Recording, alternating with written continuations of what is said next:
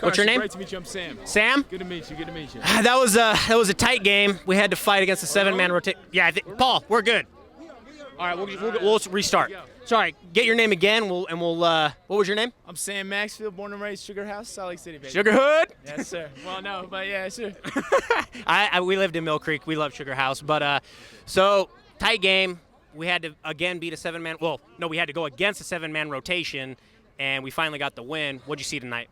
I thought the entire second half we should have doubled Dame off of every screen.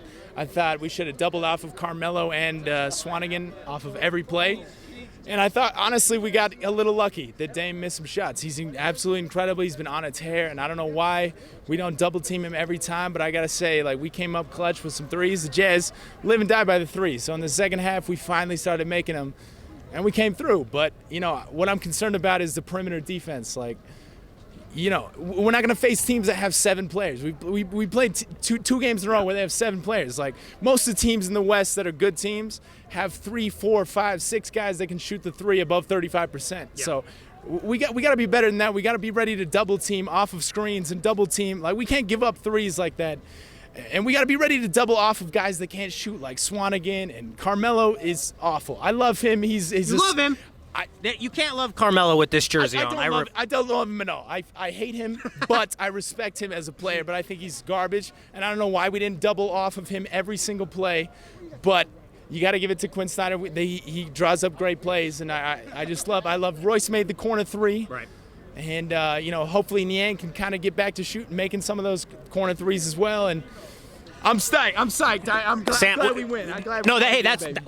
That's great take on that. One question I had for you is, we obviously have one of the best bigs in the game. Yeah, Rudy is awesome. It seems like teams are starting to go small ball. Do you want to see us play with that a little bit off rotation, or what do you want to do with the rotation? Where are you at with that? It's such a great question, because honestly, like, I feel like the Houston game was kind of the first game that, like, really exposed that. Yeah. When they went 5 really small. Now they've traded Capella. Yeah. They're really small now. And honestly, like, Rudy is a really incredible perimeter defender for, like, how big he is. But it's just, like, honestly, I feel like some of our other defenders, like, I don't know why we had Ingles guarding Lillard. Why isn't Royce on him? Why is Royce on Carmelo? Yeah. Carmelo is averaging, like, 9 points a game. He's also their tallest player. Like, I definitely don't have the highest basketball IQ, but it feels like Carmelo's your tallest guy. Like, put Rudy on him and get Royce on Dame. Like, he's taller than Dame. He's known for defense. He's gotten burned. He did get burned the last game, like with against Houston and Dame. But I still feel like he has the chops to do it. I could not agree more. And I think that, like, they need to figure out who they're matching up with a little bit. Like, Royce is a great defender. Just because he got a couple, like, 3 fouls in the first half doesn't mean you need to take him off Dame. That doesn't mean it at all. And, like, especially not put Ingles. Like, Ingles has no perimeter quickness. That doesn't mean he's not a great player. He's a great player. I love him.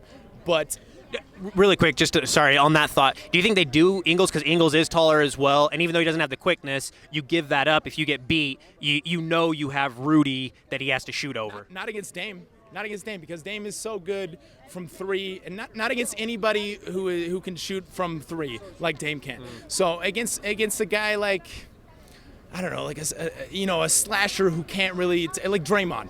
Yes, absolutely. But against a guy like Dame, no, absolutely not. Like, Ingles should be guarding Carmelo. Carmelo's going to back down. He's going to throw up a bunch of bricks.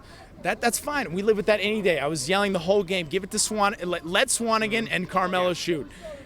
Don't let double, triple Dame, McCollum, like, don't let them shoot 3s, because that's what did they do every time down the stretch? All they did was a pick and roll with Swanigan, and they tried to get it. They tried to get a little bit of crease off the screen, and Rudy didn't quite come up enough. And honestly, he missed some shots, and we got a little bit lucky.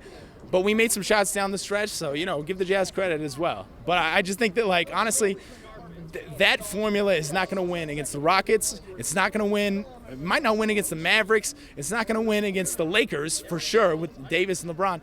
And it's not going to win against the Clippers. We also have to get our three-point percentage up if we're going to compete with any of those teams. Like you said, we live and die by it. So, I mean, if we're going to compete with those teams, we got to start making shots too. But we got to go back to basics. Every team we've been playing has been scoring over 100. I don't know. Except for, I think, was it Denver that I can't remember, but it was at 96 or something. Yeah, it was like, but I mean, you have The to. last 2 nights have been a lot better on defense. Yeah. I think the Jazz are like number 1 or number 2 in 3-point percentage the whole year. You can't dislike. Dipped in the stretch though, but yeah. It has dipped in the stretch, but I think like the Jazz are great from 3. I don't think that's the problem at all. I think they, when Royce and George and everyone gets good looks, that's great. You can't hate against that. What you can fix is the perimeter defense. I don't think it's the offense is getting great looks. I think we missed a lot of shots we could have made tonight. I think it's the defense that really needs work. There also seems like there's a lot around the rim we're missing that we usually make. The only person that's really finishing as good is Clarkson, it feels like. But I know, and I wish Clarkson would get a little bit more fourth quarter minutes. you and all the Filipinos that follow our channel, dude, they are freaking livid right now. No, Clarkson's an incredible player, and he's been on an absolute tear. And I'm excited. I'm really excited to see the way he's shooting the 3-ball. Because his whole career, he's been like a low to mid 30s 3-point shooter, and this year he's finally like at 36, 37%. And I'm super excited that he's finally like hitting the 3-ball because obviously everyone knows he can take it off the dribble, and he's so quick. But if he can hit the open 3-ball, and Royce can hit the open 3-ball, and George is obviously really good, the Jazz are very hard to beat. And as long as Donovan keeps control, I thought he played better tonight. I thought he had some really, really questionable turnovers, like 2 or 3 in a row, early fourth quarter.